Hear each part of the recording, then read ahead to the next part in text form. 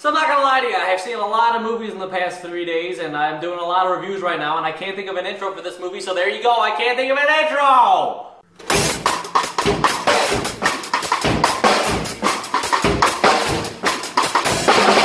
Free Fire is directed by Ben Wheatley.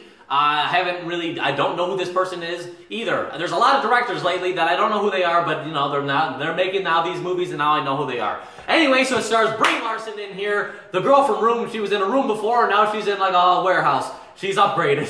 And it stars Sharlto Copley, Armie Hammer's in here, you got the brother from Sing Street, a lot of people in this movie, and I was super excited to see this movie because the trailers looked amazing. I was like, oh man, this is going to be a fun movie full of energy. It looks really fun, it looks really like, it looks like a good movie, alright? So I went in very excited for this movie, a little too hyped I think, because I came out going, you know what, it wasn't as energy-filled as I hoped it'd be.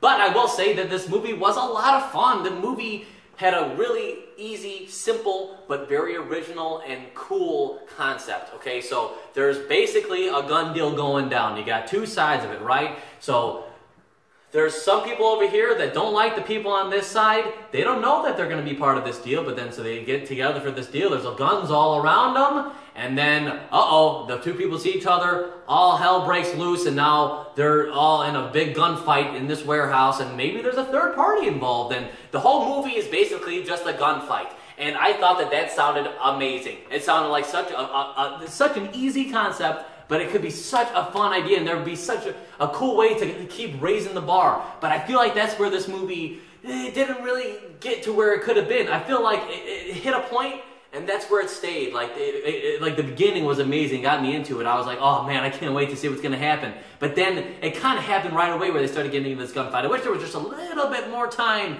to get more into the characters before they just went and just started all shooting each other. And it was fun when they all started shooting each other, but at that point there wasn't much elsewhere to go.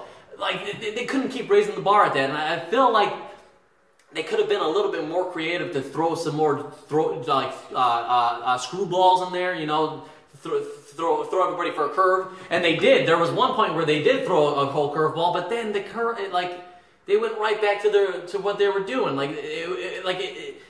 That problem was solved right away, and I was like, well, that was kind of a bummer. I was kind of expecting that to be like a big twist to like help the story progress a little bit, but it didn't really pan out that way. So that was a little bit disappointing. But overall, the movie had a lot of fun with itself. There was a lot of really fun laughs in there. Sharlto Copley was the best. He was the best character. Armie Hammer was really great in this too. The guy from you know, The Lone Ranger and the Facebook movie. You know, he was the twin brothers. He was also in The Man from U.N.C.L.E. Anyway, so Armie Hammer, he was great in this movie, but Sharlto Copley, like I said, is the best part. He's been movie after movie. Every movie he's in, I love him in. You got District 9. I like Chappie. I thought he was great in that. I thought he was good in Elysium. I didn't really like that movie that much, but he was all last year, Hardcore Henry, he was the best part of that. He was amazing. That guy's on a roll. I love seeing him in all these movies. I can't wait to see more from him. I think he is a star.